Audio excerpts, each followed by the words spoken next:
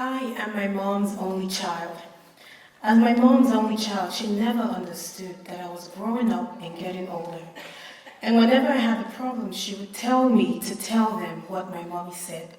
Tell them your mommy said this, and tell them your mommy said that. When I was 16 and working for McDonald's, I did not like the schedule they gave me, so my mom advised me to tell my boss that my mommy said I could not work that schedule. When I was having problems with my classes in school, my mom told me to tell my teachers what my mommy said. Mom, I cannot keep saying what my mommy said. They'll think I'm a baby, I told her. You must be thinking this is something that used to happen to me, but you could not be more wrong. This is something that's still happening. As my mommy's only child, I also grew up being her handbag, following her everywhere she went. She, in turn, was my toy, as she always said, because I was never completely cognizant of her not being my age. I played by myself most times, and I was okay with that because I was used to it. But just like my dad, I also loved playing practical jokes. And who else to play them on than my mom? But no matter how many practical jokes I played on my mom, I still had nothing on her practical jokes, except that hers were not jokes at all. In fact, they were really not practical jokes.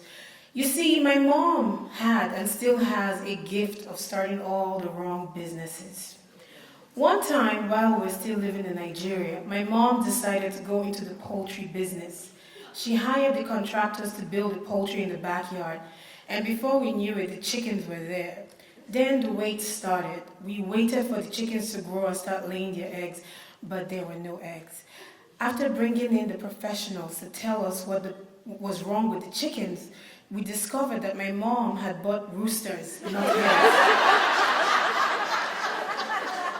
So, no amount of praying and fasting was going to make the chickens lay eggs. So there was only one thing left to do: eat chicken for breakfast, lunch, dinner, snack, and dessert.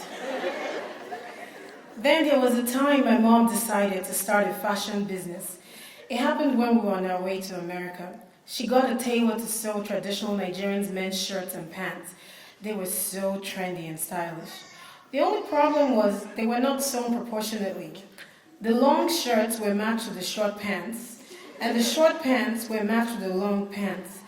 So you couldn't put them together because they were made of different fabrics, so no one could wear any of them. And that was the end of my mom's fashion business venture. What about the time there was a contest in Nigeria run by 7-Up? They were giving away Racer the Woo cars, and my mom was determined to win one of them. All we had to do was buy bottles of 7-Up, unscrew the cap, and check what letter was in there. The goal was to have all the letters to spell Racer the Woo. We had all the letters except the D.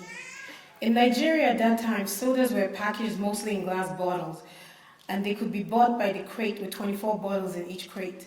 My mom bought several crates, and we drank and drank. I did not complain, of course, because what child complains about drinking sweet, fizzy drinks for breakfast?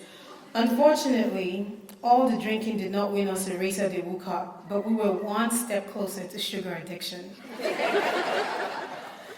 There was also the time, more recently, when my mom decided to go into the car business. She started by going to an auction here in Maryland. She noticed that people kept lifting their hands as cars were going through, so she decided, naturally, that she needed to lift her own hands too. That was how she ended up with an old Mercedes-Benz. I don't remember the year of the car now, but her big plan was to send it to Nigeria to sell it and make a profit. The only thing was that, legally, the car was too old to be sent to Nigeria. So Mom had to go back to the person who sold the car and beg him to buy it at a loss to her. When I asked her why she thought it was a good idea to buy a car at an auction without at least taking a more experienced person with her, she said she did not know she was buying the car. She just raised her hand like everyone else. And besides, the auctioneer was speaking too fast for her to understand what he was saying. So that was the end of the car business. What about the time she went into the beauty business and started selling Avon products? What could possibly go wrong, right? Well, my mom sold a lot of Avon products to herself. She was her biggest, most loyal customer, which just meant that my mom bought beauty products for herself at a discounted price. She even sent them to family and friends in Nigeria.